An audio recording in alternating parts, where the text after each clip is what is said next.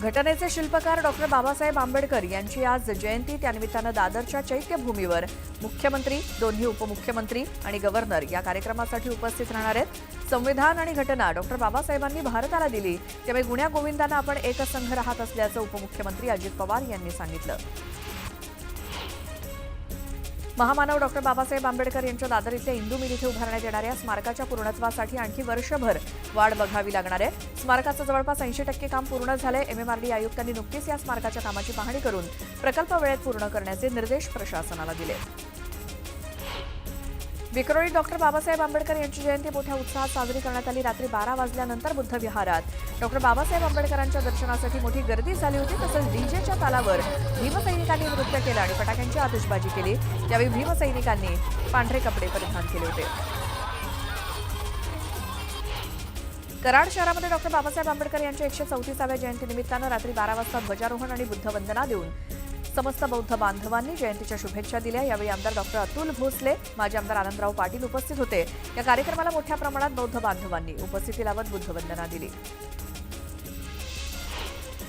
महामानव डॉक्टर बाबासाहेब आंबेडकर यांच्या 134व्या जयंतीनिमित्तानं रात्री 12 वाजता नागपूरच्या संविधान चौकात जल्लोष साजरा करण्यात आला. रात्री 12 वाजता संविधान चौकात केक आणि ढोल ताशांचा गजर, फटाक्यांची आतिषबाजी करण्यात आली. शहरात मिरवणुका काढून संविधान चौकात पोहोचल्यानंतर जय भीमच्या घोषणा देण्यात आल्या.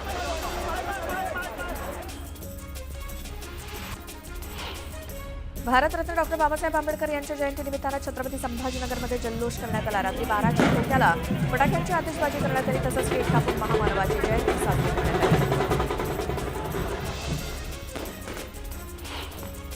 गोंदियाच्या मोरगाव अर्जुनी मोरगाव तालुक्यातल्या नवेगाव बांध इथे मराठा सेवा संघाच्या वतीनं महानाट्याचं आयोजन करण्यात आलं होतं. या महानाट्यात छत्रपती शिवाजी महाराजांचं शौर्य, बुद्धिमत्ता आणि स्वराज्य स्थापनेचा प्रेरणादायी इतिहास जिवंत सादर करण्यात आला.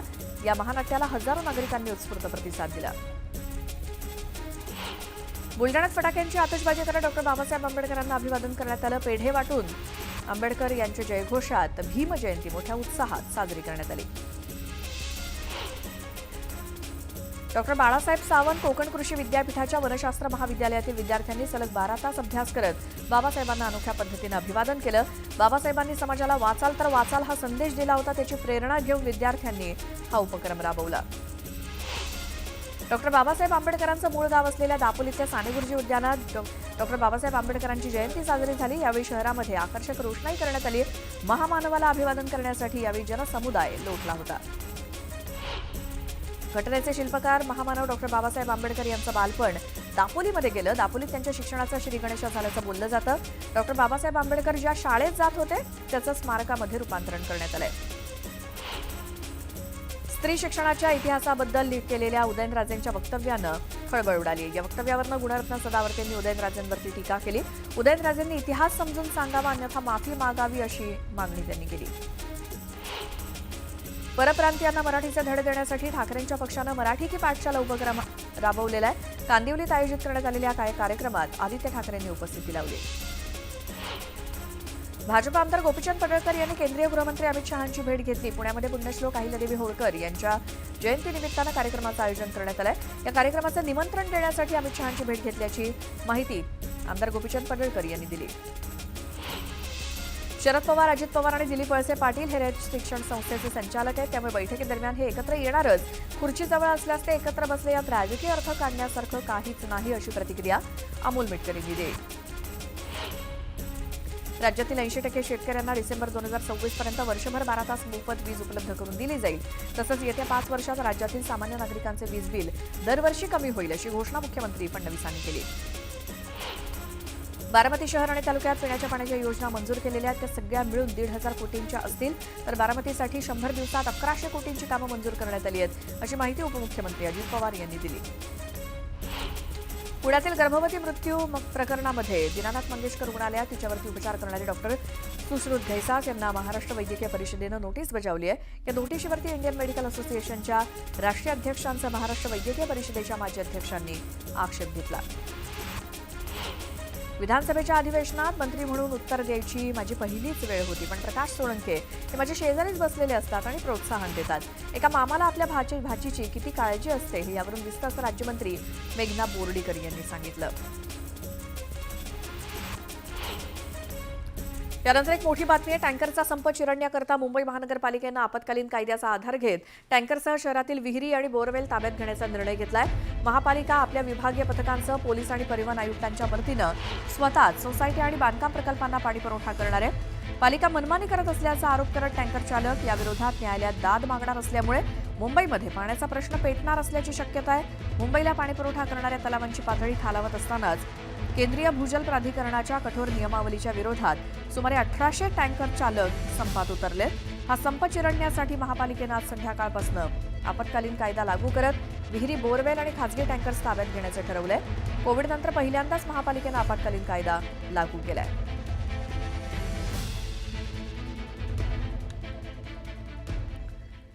पुन्हा पाहूयात बातमी 36 जिल्ह्यांची. शिवडी नावाशेवा अटल सेतूला जोडणाऱ्या वरळी शिवडी उन्नत मार्गासाठी 150 वर्ष जुना एल्फिन्स्टन पूल कोणत्याही क्षणी तोडण्यात येणार असल्यामुळे प्रभादेवीहून परळला जाण्यासाठी 5 मिनिटांच्या प्रवासाला तब्बल पाऊण तासाची फरफट होणार आहे. एसटी बसच्या तिकिटावर साफसफाई करायचा भार लादण्याचा प्रस्ताव वाहतूक विभागाने सादर केलाय. त्याला औपचारिक मंजुरी मिळताच लालपरीचा प्रवास आणखी महागणार आहे. दरम्यान संबंधित फाईल मार्गी लागताच राज्यात एसटीचा प्रवास महाग होईल. मुंबई आणि इतर शहरातील फुटपाथवरती अतिक्रमण करण्यात आल्यामुळे पादचाऱ्यांना चालताना तारेवरची कसरत करावी लागते. त्यातच सार्वजनिक रस्ते आणि मोकळ्या जागांवरती जप्त केलेल्या वाहनांचे बेकायदेशीर पार्किंग या समस्येमध्ये आणखीनच भर घालत असल्याचं निरीक्षण नोंदवत हायकोर्टानं नाराजी व्यक्त केली. कमाल तापमान पुन्हा 35 मध्ये जाणार असल्यामुळे मुंबई शहर आणि उपनगरामध्ये आजपासून उन्हाचा तडाखा वाढेल असा अंदाज भारतीय हवामान विभागानं वर्तवलाय. एप्रिल महिन्याचा दुसरा आठवडा सुद्धा तापदायक ठरलाय. तिसऱ्या आठवड्याची सुरुवात कडक उन्हानं होण्याचे संकेत आहेत. राज्यभरातील शाळांमध्ये एकाच वेळी इयत्ता 1ली ते 9वीच्या परीक्षा सुरू असताना आता प्राथमिक शिक्षण संचालनालयानं याच कालावधीत पोषण पंधरवडा घेण्यासंबंधीचं परिपत्रक काढलंय. या परिपत्रकानुसार 8 ते 25 एप्रिल दरम्यान पोषणाच्या महत्त्वाबद्दल जनजागृती करण्यासाठी शाळांना विविध उपक्रम राबवायचे. राज्यात 2024-25 मध्ये दक्षता समित्यांमार्फत ऑक्टोबरपर्यंत 51,691 निरीक्षणं घेण्यात आली. या निरीक्षणादरम्यान रेशन दुकानदारांकडून 68.47 लाखांचा दंड वसूल करण्यात आलाय. 39 रास्त भाव दुकानांचे परवाने रद्द करण्यात आले तर 69 रास्त भाव दुकानांचे परवाने निलंबित करण्यात आले. राज्यातील आदिवासी बांधवांच्या विकासासाठी मोठ्या प्रमाणात निधी खर्च होऊनही त्यांच्या समस्या अजूनही कायम आहेत. गेल्या आर्थिक वर्षात 58 आदिवासी मातांचे मृत्यू झाले तर गेल्या 7 वर्षांच्या काळात राज्यात 0 ते 6 वर्ष वयोगटातील 11,042 बालकांचे मृत्यू झाले असल्याची धक्कादायक माहिती राज्याच्या आर्थिक पाहणी अहवालातून समोर आली आहे. आरटीई अंतर्गत खासगी शाळांमधील 25% राखीव जागांवरील आरटीई प्रवेश प्रक्रियेत सोडतीद्वारे प्रवेश जाहीर केलेल्या प्रतीक्षा यादीतील दुसऱ्या फेरीतील प्रवेशाची मुदत उद्या संपणार आहे. दुसऱ्या प्रतीक्षा यादीतून आतापर्यंत 1,658 विद्यार्थ्यांचे प्रवेश निश्चित झाले. राज्य सरकारच्या आर्थिक अडचणींमुळे राष्ट्रीय आरोग्य अभियान अंतर्गत कार्यरत 34,500 आरोग्य कर्मचाऱ्यांचे मागील 3 महिन्यांचं वेतन रखडले. त्यामुळे अनेक कर्मचाऱ्यांना आर्थिक अडचणींना सामोरं जावं लागतंय. जानेवारीचं वेतन उशिरा मिळाले तर फेब्रुवारी, मार्च आणि एप्रिलचं वेतन अद्यापही कर्मचाऱ्यांना मिळालेलं नसल्याचं समोर आलंय. ईदमुळे बंद असलेले पॅकेजिंग आणि 120 रुपयांपर्यंतचे निर्यात शुल्क बांगलादेशनं लागू केल्यामुळे नाशिकच्या द्राक्षांना फटका बसलाय. 25 मार्च ते 2 एप्रिलपर्यंत निर्यात बंद राहिल्यामुळे सुमारे 12,000 टन द्राक्ष स्थानिक बाजारात विक्रीसाठी दाखल झाली आहेत. परिणामी दरात 50% घट झाल्याचं विक्रेते सांगतायत. मुंबई विद्यापीठाच्या नावानं बनावट फेसबुक पेज काढण्याचा प्रकार उघडकीस आला. या पेजवरनं ऑनलाईन प्रवेश परीक्षेच्या नावाखाली फसवणूक सुरू होती आणि विद्यापीठानं सायबर पोलिसांकडेही तक्रार केली आहे. त्यामुळे नागरिकांनी बनावट पेजपासून सावध राहावं आणि संशयास्पद माहिती संबंधित यंत्रणांना कळवावी असं आवाहन मुंबई विद्यापीठानं केलंय. एसटी महामंडळानं तयार केलेल्या ॲपच्या माध्यमातून प्रवाशांना लालपरीचं लोकेशन मोबाईलवरती कळणार आहे. एसटीच्या तिकिटावरती असलेल्या क्रमांकाच्या माध्यमातून बस स्टँडवरती येण्याची अचूक वेळ समजणार आहे. हे ॲप्लिकेशन येत्या महिनाभरात सुरू करण्यात येत असल्याचं परिवहन मंत्री प्रताप सरनाईक यांनी सांगितलं. ज्या विद्यार्थ्यांना शाळेच्या बाहेर बसून शिक्षण घेतलं त्यांच्या नावानं आज भारतात 1-2 नव्हे तर तब्बल 16 विद्यापीठं कार्यरत आहेत. त्यातील 2 ओपन युनिव्हर्सिटी असून शेकडो महाविद्यालयातनं कोट्यवधी विद्यार्थी शिक्षण घेत आहेत. जगभरातील हजारो शैक्षणिक संस्था सुद्धा प्रज्ञा सूर्य, भारतरत्न, भारतीय घटनेचे शिल्पकार डॉ. बाबासाहेब आंबेडकर यांच्या नावानं शिक्षण क्षेत्रात अग्रेसर आहेत. मध्य महाराष्ट्रासह मराठवाड्यामध्ये कमाल तापमानाचा पारा 1 ते 2 अंश सेल्सिअसनं उतरलाय. मात्र विदर्भात उष्णतेची लाट कायम आहे. पुढील 1 ते 2 दिवसात पावसासाठी पोषक वातावरण निर्माण होते. त्यामुळे राज्यातील अनेक भागात अवकाळी पाऊस होण्याचा अंदाज आहे. जुन्नर तालुक्यातल्या अनेक गावांना अवकाळी पावसानं झोडपून काढलं. अचानक आलेल्या पावसानं शेतातील कांदा वाहून नेण्यास शेतकऱ्यांना वेळ न मिळाल्यामुळे काढणी केलेला कांदा पावसानं भिजून गेलाय. त्यामुळे शेतकऱ्यांचं मोठं नुकसान होणार आहे. बीड शहरातून एका शाळकरी मुलाचं अपहरण केल्यामुळे खळबळ माजली होती. या मुलाच्या वडिलांना आरोपींनी 5 लाखांची मागणी देखील केली. या घटनेची माहिती पोलिसांना मिळताच अवघ्या तासाभरातच स्थानिक गुन्हे शाखेनं आरोपीला बेड्या ठोकून मुलाची सुटका केली. गोंदिया जिल्ह्यातील नवेगाव बांध इथे मराठा सेवा संघाच्या वतीने एक भव्य आणि प्रेरणादायी महानाट्याचं आयोजन करण्यात आलं. या महानाट्यात छत्रपती शिवाजी महाराजांचं शौर्य, बुद्धिमत्ता आणि स्वराज्य स्थापनेचा प्रेरणादायी इतिहास जिवंत सादर करण्यात आला. या महानाट्याला हजारो नागरिकांनी उत्स्फूर्त प्रतिसाद दिला तर 150 कलाकारांनी यात सहभाग घेतला होता. चालू आर्थिक वर्षात भरतीची परिस्थिती सकारात्मक राहिली असून 45% कंपन्यांनी नवीन कायमस्वरूपी पदांवरती भरती करण्याची योजना आखल्याचं म्हटलंय. जीनियस कन्सल्टंट्सनं ही माहिती दिली. अमेरिकेतील डोनाल्ड ट्रम्प प्रशासनाला इलेक्ट्रॉनिक वस्तूंवरती सूट दिल्यानंतर भारताकडून अमेरिकेला पाठवले जाणारे आयफोन, स्मार्टफोन, टॅबलेट, लॅपटॉप चीनच्या तुलनेत 20% स्वस्त होतील. त्यामुळे भारतातील इलेक्ट्रॉनिक उद्योगाला चालना मिळण्याची शक्यता वाढली. यातून भारताची निर्यात लक्षणीय वाढेल. फळांच्या बाजारपेठेवरती आंब्याचं राज्य सुरू झाले. वाशी येथील मुंबई बाजार समितीमध्ये रोज 1500 ते 1800 टन आंब्याची आवक होते. सर्व माध्यमातून यावर्षी सुद्धा 500 कोटी रुपयांची उलाढाल होण्याची शक्यता असून जुलै अखेरपर्यंत ग्राहकांना विविध प्रकारच्या आंब्यांची चव चाखता येणार आहे. देवगड रत्नागिरी हापूस आंबा हा सर्वसामान्यांना परवडणारा नसल्यामुळे केशर, रायवळसह दक्षिण भारतातील तसंच उत्तर प्रदेशातील आंब्यांना मुंबईकरांची मोठी मागणी आहे. चव, रंग, सुगंध यामुळे रत्नागिरी आणि देवगड हापूसला मुंबईतल्या बाजारात अधिक मागणी आहे. गेल्या आठवड्यात 2 दिवस पडलेल्या अवकाळी पावसाचा फटका रायगड जिल्ह्यातल्या आंबा पिकाला बसलाय. त्यामुळे यंदा इथला प्रसिद्ध हापूस आंबा मुबलक प्रमाणात बाजारात येण्यास उशीर होणार आहे. सध्या एका पेटीचा दर 3,500 रुपये आहे. धारावी पुनर्विकास प्रकल्पात सध्या पात्र आणि अपात्र निकषांवरनं गोंधळ सुरू असतानाच आता धारावी पुनर्वसन प्राधिकरणानं वरच्या मजल्यावरील रहिवाशांची पडताळणी करण्यासाठी शपथपत्र मागवली आहेत. अशा बहुतेक रहिवाशांकडे अधिकृत नोंदणी नसल्यामुळे त्यांना शपथपत्रांचा पर्याय आहे असं प्राधिकरणाकडून स्पष्ट करण्यात आलं. एक मोठी बातमी बघूयात. नागपुरातील शिक्षक भरती घोटाळ्यामध्ये आणखी 3 अटक झाली आहे. यामध्ये शिक्षण उपसंचालक कार्यालयातील कर्मचाऱ्यांचा समावेश आहे. बनावट कागदपत्रांच्या आधारे शिक्षकच नसलेल्या एका व्यक्तीला मुख्याध्यापक केल्याच्या प्रकारात ही कारवाई झाली आहे. विभागीय शिक्षण उपसंचालकांनंतर शिक्षण विभागातील 3 अटक करण्यात आली आहे. यात शिक्षण उपसंचालक तर एक माध्यमिक शिक्षण विभागातील कर्मचारी असल्याची माहिती मिळाली आहे. या घोटाळ्यात आणखी अनेक मोठे मासे पोलिसांच्या गळाला लागण्याची शक्यता आहे. निलेश मेश्राम, संजय दुधाळकर, सूरज नाईक अशी अटक केलेल्या आरोपींची नावं आहेत.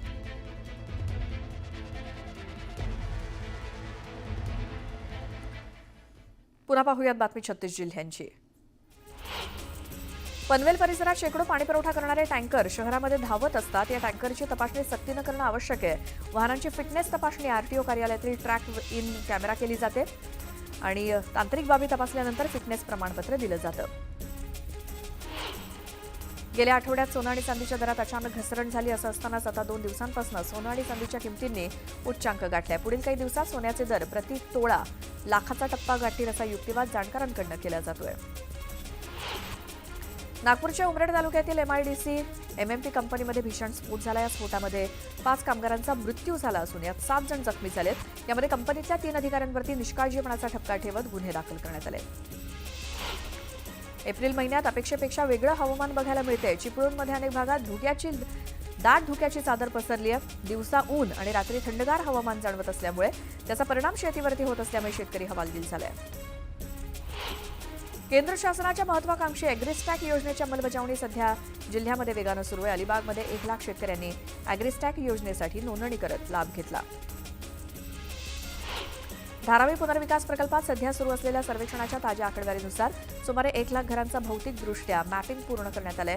त्यापैकी अंदाजे 94,500 घरांना विशिष्ट ओळख क्रमांक देण्यात आले तर 88,000 घरांचे लायडरद्वारे डिजिटल मॅपिंग तर 70,000 सदनिकांचं घरोघरी जाऊन सर्वेक्षण पूर्ण करण्यात आलंय. सोलापूरच्या उजनी धरणामध्ये 68 टीएमसी पाणीसाठा असून त्यात 4.5 टीएमसी उपयुक्त पाणीसाठा आहे. सध्या कालवा, बोगदा, उपसा सिंचन योजना आणि भीमा नदीतनं पाणी सोडण्यात आल्यामुळे दररोज धरणातनं 1 टीएमसी पाणी कमी होत आहे.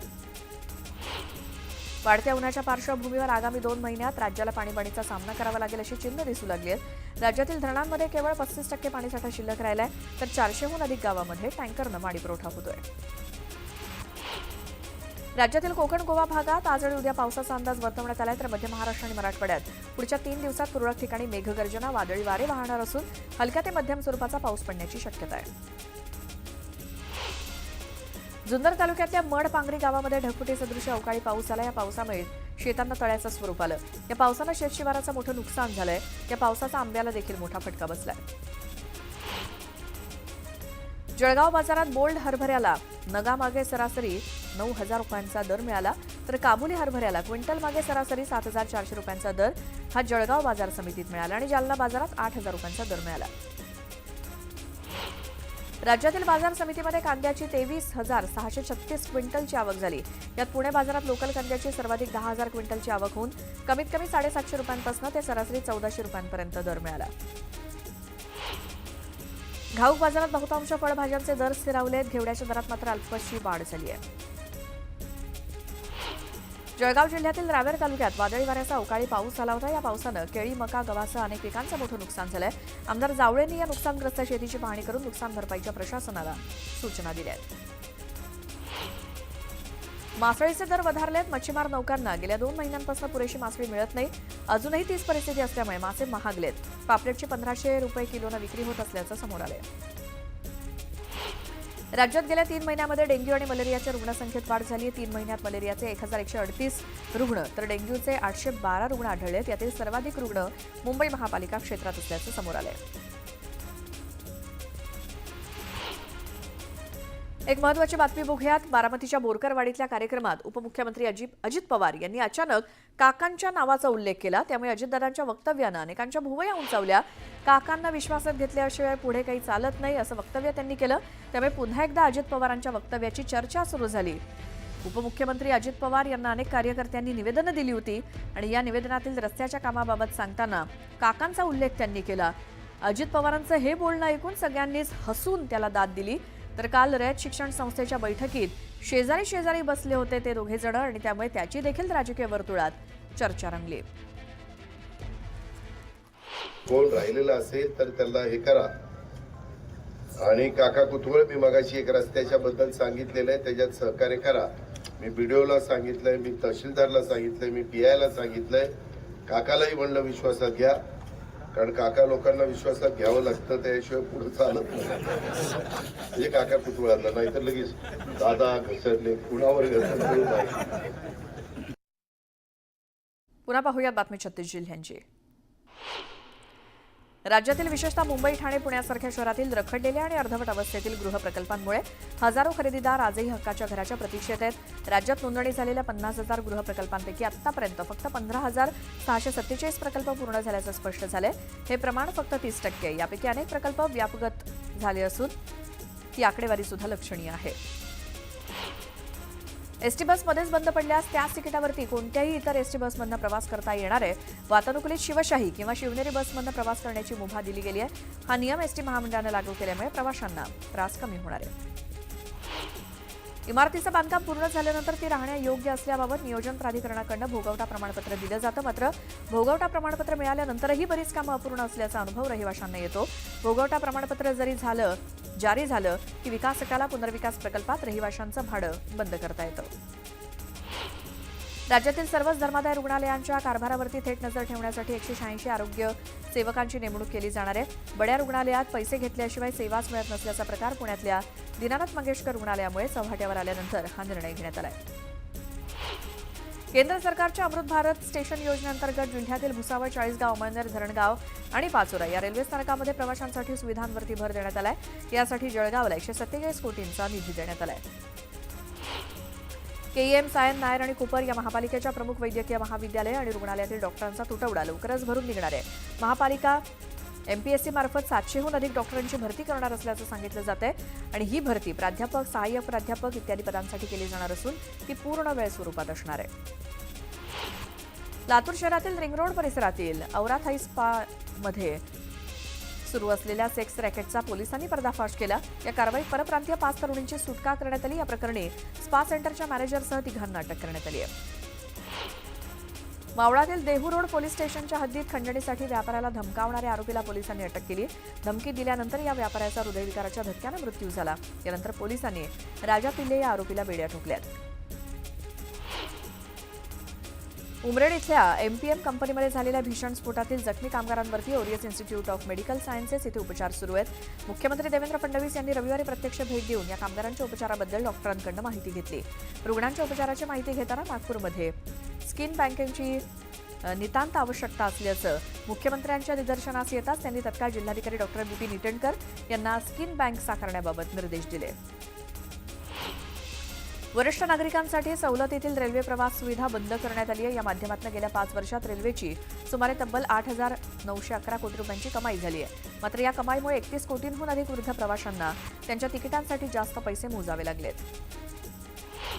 पालघर जिल्ह्यातील पर्यटनासाठी प्रसिद्ध असलेल्या केळवे समुद्रकिनारी पर्यटन उद्योग विकास संघ आणि केळवे ग्रामपंचायतीच्या सहकार्यानं 18 ते 20 एप्रिलच्या दरम्यान केळवे बीच पर्यटन महोत्सव आयोजित करण्यात येणार आहे. यावेळी 25 ते 30 हजारांहून अधिक पर्यटक भेट देतील असा अंदाज वर्तवण्यात येतोय. मुंबईचं हरित क्षेत्र वाढावं तसंच पर्यावरण संतुलनासाठी महापालिकेनं कुर्ला पवई बोरिवली इथे 4 एकर भूखंडावरती पारंपरिक आणि मियावाकी अशा दोन्ही पद्धतीनं वृक्षारोपण करण्याचा निर्णय घेतला. तिथे 3,500 वृक्षांचं पारंपरिक पद्धतीनं रोपण करण्यात येणार आहे. त्यामुळे काही प्रमाणात हरित क्षेत्रात वाढ होण्याची शक्यता आहे.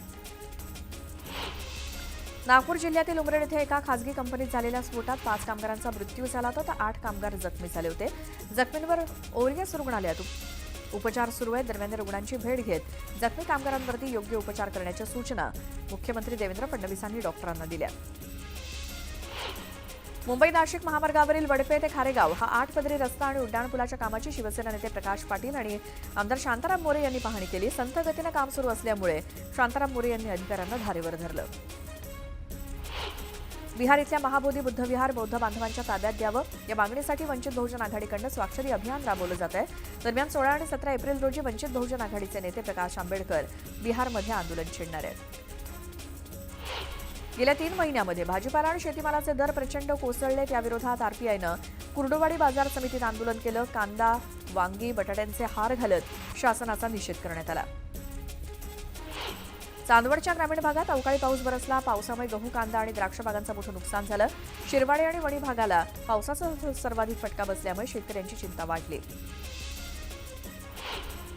पुणे जिल्ह्याच्या जुन्नर तालुक्यातील अनेक गावांना वादळी वाऱ्यासह अवकाळी पावसानं झोडपलं. अवकाळी पावसामुळे आंबा, डाळिंब आणि द्राक्षांना मोठा फटका बसला. त्यामुळे शेतकऱ्यांमध्ये चिंतेचं वातावरण आहे. येवल्याच्या ग्रामीण भागाला सलग दुसऱ्या दिवशी अवकाळी पावसानं झोडपलं. राजापूर, पन्हाळ साठे भागात तुफान गारपीट झाली. शेतांमध्ये गारांचा खच पडल्यामुळे पिकांचं मोठं नुकसान झालंय. त्यामुळे शेतकरी हवालदिल झालाय. मावळमध्ये अवकाळी पावसानं हजेरी लावली. गारपिटीसह झालेल्या पावसामुळे वातावरणात गारवा निर्माण झाल्यानं उकाड्यानं त्रस्त झालेल्या नागरिकांना दिलासा मिळाला. मात्र पिकांचं नुकसान होण्याची शक्यता असल्यामुळे शेतकऱ्यांची चिंता वाढली. चोपडा तालुक्यातील काही भागात अवकाळी पाऊस आणि गारपिटीमुळे शेतकऱ्यांचं मोठं नुकसान झालं. काढणीला आलेली केळी जमीनदोस्त झाल्यामुळे शेतकऱ्यांनी नुकसान भरपाईची मागणी केली आहे. जुन्नर तालुक्यातील अनेक गावांना वादळी वाऱ्यासह अवकाळी पावसानं झोडपलं. या पावसामुळे आंबा, फुलपिकं, उन्हाळी बाजरी यासारख्या अनेक पिकांचं नुकसान झालंय. जळगाव तालुक्यातील आमोदा, गाढोदासह चोपडा तालुक्यातल्या धानोरा, माचला या परिसरात इतर गावात अवकाळी पावसासह हलकी गारपीट झाली. पिकं धोक्यात आल्यामुळे शेतकरी हवालदिल झाला. हिंगोलीमध्ये उन्हाच्या कडाक्यात वाढ झाली आहे. त्यामुळे दुग्ध व्यावसायिकांनी म्हशींना गारवा निर्माण होण्यासाठी पाण्याची सोय केली. त्यामुळे म्हशींचा दूध देण्याच्या क्षमतेत सुद्धा वाढ झाली आहे. चिपळूण बायपास रोडवरील बायपास रोड ते लाईफ केअर हॉस्पिटल या रोडवरती कचऱ्याचे ढीग साचलेत. या कचऱ्याच्या ढिगाऱ्यामुळे प्रवाशांना आणि स्थानिक नागरिकांना दुर्गंधीला सामोरं जावं लागतंय.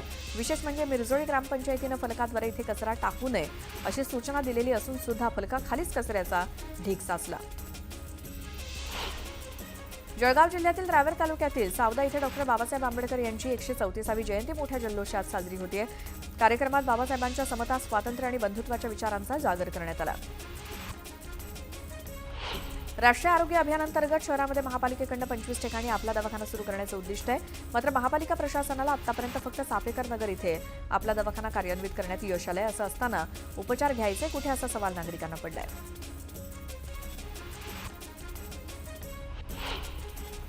नीता अंबानींनी साई मंदिरात जाऊन साईबाबांचं दर्शन घेतलं. धूप आरतीला हजेरी लावत त्यांनी प्रार्थना केली. जळगाव तालुक्यातल्या नशिराबादेत खंडेराव महाराजांच्या यात्रा उत्सवानिमित्तानं 12 गाड्या उडण्याची परंपरा पार पडली। यावेळी मंत्री गुलाबराव पाटील उपस्थित होते। गेल्या 2 शतकांपासून आजही ही परंपरा अखंड चालते।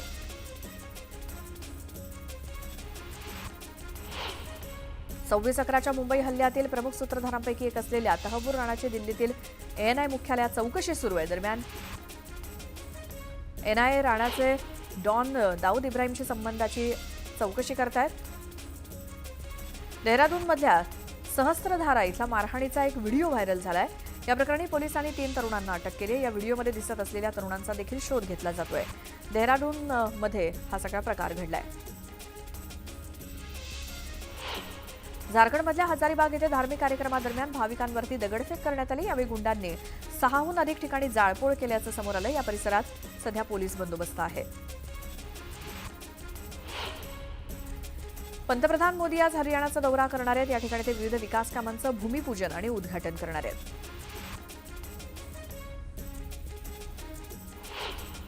लखनौच्या ठकुरगंज इथे एका अपघातात एकाच कुटुंबातल्या 5 जणांचा मृत्यू झाला। राजस्थानहून देवदर्शन करून सर्वजण परतत होते त्यावेळी ही दुर्घटना घडली। उत्तर प्रदेशच्या मुझफ्फरनगरमध्ये तरुण तरुणीला मारहाण करण्यात आली। रस्त्यावरनं दुकानात खेचत नेत दोघांना मारहाण केल्याचा आरोप होतोय।